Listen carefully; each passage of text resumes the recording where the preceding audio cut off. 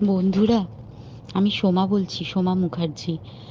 এত কষ্ট হচ্ছে ভিতরে যে হসপিটালে বসে থাকতে পারছি না। আমাদের সব ডাক্তাররা সবাই খুব ডিস্টার্বড। আজকে তো ওপিডি বন্ধ রাখা হয়েছে।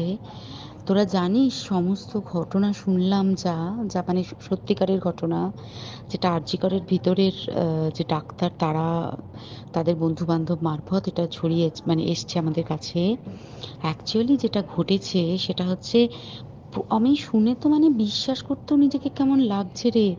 প্রত্যেকটা আমাদের ওয়েস্ট বেঙ্গলের প্রত্যেকটা মেডিকেল কলেজে, বিশেষ করে কলকাতার সরকারি মেডিকেল কলেজগুলোর প্রিন্সিপালরা, ডিপার্টমেন্টাল হেডরা, প্রিন্সিপালরা বিশেষ করে, তারা পাশ করানোর জন্য স্টুডেন্টদের কাছে রীতিমতো টাকা নেয়।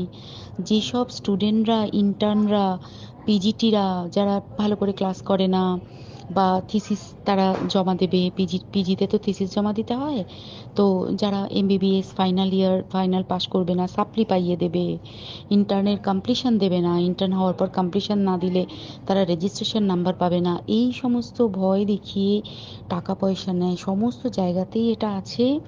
এর মধ্যে সব থেকে নিকৃষ্টের থেকেও নিকৃষ্টতম হচ্ছে সন্দীপ ঘোষ, প্রিন্সিপাল, যে তোর ইয়ের আমাদের কি বলে আরজি কর মেডিকেল কলেজে। সেখানে ভাব যে ওনার একটা বিশাল নেক্সাস ছিল, যাতে উনি বেশ কিছু ইন্টার্ন, হাউস স্টাফ এদেরকে দিয়ে ওই নেক্সাসটা চালাতেন। তারা ওখানে একটা সেক্স র্যাকেট চালাতো, তারা একটা ড্রাগ র্যাকেট চালাতো। ড্রাগ র্যাকেট মানে ওই যে ওটাতে বলেছে না, ড্রাগ মানে শুধু ওই হেরোইন আর ব্রাউন সুগারের ড্রাগ খাওয়া বা মদ খাওয়া নয়।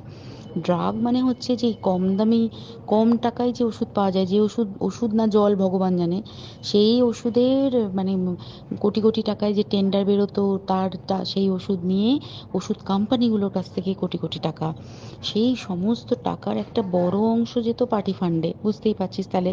সেই জন্য পার্টির একদমই কাছের উনি, পার্টির মানে একদম খোদ মানে ওপর লেভেলের একদম আসল জায়গাকার কাছে। তো এবার উনি এই যে নেক্সাসটা চালাতেন, তাতে রীতিমতো কোন ইন্টার্নকে উনি পাশ করাবেন, কোন পিজিটেকে উনি থিসিস কমপ্লিট করাবেন, সেগুলো সব ভয় দেখিয়ে টাকা নিতেন। আর তার হয়ে কাজ করতো ওই ইন্টার্ন হাউস স্টাফের একটা পুরো বড় নেক্সাস।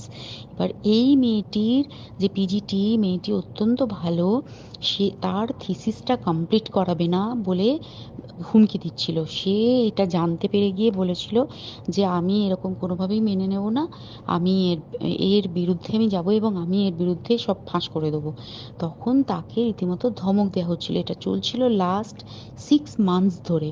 6 মাস ধরে তাকে এই হুমকি দেওয়া, তার প্রতি মানে বেশি বেশি প্রথমের দিকে কি করছিল, অত্যাচার করছিল। মানে কিরকম, বেশি বেশি করে নাইট ডিউটি দিচ্ছে, at a stress 36 hours duty, বেশি বেশি করে নাইট, বেশি বেশি করে খাটানো, এবং এগুলো সব জানে ডিপার্টমেন্টাল হেড, চেস্টের যে ডিপার্টমেন্টাল হেড সেও জানে, সিনিয়র পিজিটিরা সবাই জানে। প্রিন্সিপালের নির্দেশেই হচ্ছে এবং ওনার নেক্সাসের ছেলেমেয়েরাই কাজ করছে। তারা 6 মাস ধরে এটা করেছে। করার পরেও যখন ওকে আটকাতে পারেনি, তখন কি করেছে, ওই দিনকে ওরা ঠিক করেছে যে দিনটাতে এই ঘটনাটা ঘটেছে, সেদিন কতখানি প্ল্যান্ড এবং গট আপ গেম দেখ। সেই দিন ওই ঘরে, ওই সেমিনার রুমে প্রত্যেক দিনই চারতলার আরও অনেকেই যারা সিনিয়র পিজিটি বা জুনিয়র পিজিটি, তারা কিন্তু বিশ্রাম নিতে যেত, অনেকেই ওই ঘরে যেত।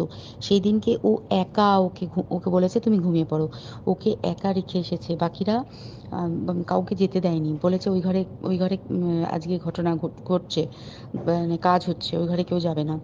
ওই ঘরে সেই দিনকে ওর সাথে যখন খাওয়া দাওয়া করেছে বাকি 4 জন, সেই 4 জনের মধ্যে একটি মেয়ে পর্যন্ত ছিল। সে কিরকম মেয়ে চিন্তা কর, এরা ডাক্তার না জানোয়ার জানি না, আমি জানোয়ার বললেও জানোয়ারদের অপমান করা হয়, কারণ জানোয়ার সমাজে এরকম কাজ হয় না। তো ডাক্তার না কি আমি বলতে পারবো না। সেই ইন্টার্ন মেয়েটি আরেকটি ইন্টার্নের গার্লফ্রেন্ড। তো তার সাথে ওই পিজিটি মেয়েটি প্রচুর ঝগড়া হয়েছে। ঝগড়া হওয়ার পরে তারা তো হুমকি টুমকি দিয়ে চলে গেছে, দিয়ে তারপর বলেছে তুমি ঘুমো। এবার ও তো আর জানে না, ভালো মনে শুতে এসেছে। তারপরে তারা গিয়ে মদটদ খেয়েছে, 7-8 জন মিলে চড়াও হয়েছে। এবং তোরা জানিস যে প্রথমে তার হাত দুটোকে দুপাশে 2 জন ধরে রেখেছে, এবং সেই কাজে সেই মেয়েটিও সাহায্য করেছে, ইন্টার্ন মেয়েটি। 2 জন ওকে পা দুটোকে টেনে জরাসন্ধর মতো ছিঁড়ে ফেলেছে, মানে ছেঁড়ার মতো করে টেনেছে, যাতে পেলভিক বোন ভেঙেছে, গলার বোন ভেঙেছে, মানে কি বিপর্যস্ত মানে বিধ্বস্ত, কি নৃশংস অত্যাচার করেছে। ওকে উল্টো দিক করে শুইয়েছে, পিঠের ওপর দিয়ে বুট পরে হেঁটে গেছে, মাথাটাকে এমন থেঁতলেছে যে মানে স্কাল ফাল রাপচার হয়েছে। এই সমস্ত করার পরে শ্বাসরোধ করে তাকে মেরেছে। মেরে তারপরে আরো যেটা আরো ভয়ঙ্কর, যে একটা মৃত মানুষকে মিনিমাম ডিগনিটি দিতে জানে না। তারা নিচে এসে দেখেছে ওই সঞ্জয় তখন বসে মদ খাচ্ছিল অন্য আরো গ্রুপ ডি স্টাফদের সাথে। সঞ্জয় ছেলেটা হচ্ছে তার কাটা সঞ্জয় বলতো ওরা, ওকে বলে ফল গাই। মানে ওর একটু ওইসব আলুর দোষ আছে, ও যত্রতত্র যখন তখন প্রস্টিটিউট এলাকায় যায়। এবার দেখেছে যে একে দিয়ে যদি একটা রেপ করিয়ে দিতে পারি তাহলে ঘটনার মোড়টা অন্যদিকে ঘুরে যাবে। এইবার ওকে বলেছে, যা সেমিনার রুমে তোর জন্য রেখে এসেছি, যা তুই এবার গিয়ে কাজ করে দিয়ে আয়। ও এসে ওই ডেড বডিকে রেপ করেছে যাতে তার ভ্যাজাইনাতে সিমেন্ট পাওয়া যায়। তো এবার এই হচ্ছে, প্লিজ আমি নাম করে ফেললাম সব কিছুই।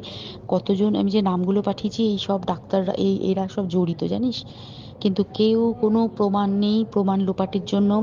সেদিনকে ওই ইন্টার্ন এবং ডাক্তাররা যে ওইখানের যে বাথরুমটাতে হাত পা ধুয়েছে, রক্ত ধুয়েছে, সেইটাকে সাত তাড়াতাড়ি প্রমাণ লোপাটের জন্য ওই দেওয়ালকে ভেঙে দিয়ে তার মানে ওই বাথরুমের জায়গাটাকেই ভাঙতে হচ্ছে ওদের। ওখানে নাকি ওরা রুম বানাবে, কালকে দেখেছিস তোরা খবরে। আর বেশি বলতে পারছি না, মানে তোরা তো সবাই প্রোটেস্ট করিস, আমরা তো আমাদের দিক থেকে করছি, কিন্তু কিছুই হবে না, এই পোড়া দেশে কিছুই হবার নেই। শুধু ভেতরে ভেতরে গুমড়ে গুমড়ে কষ্ট পাওয়া। আর আগামী প্রজন্মের যে ডাক্তাররা বেরোবে, তারা যে ইন্টার্ন বা পিজিটি বা এই যাদের কাছে আমরা যাব ভবিষ্যতে, তারা কি ডাক্তার না কি আমি জানি না, কি নিয়ে তাদের কাছে আমরা যাব আর কি করেই বা আমাদের পরের প্রজন্মকে আমরা সুরক্ষিত রাখবো।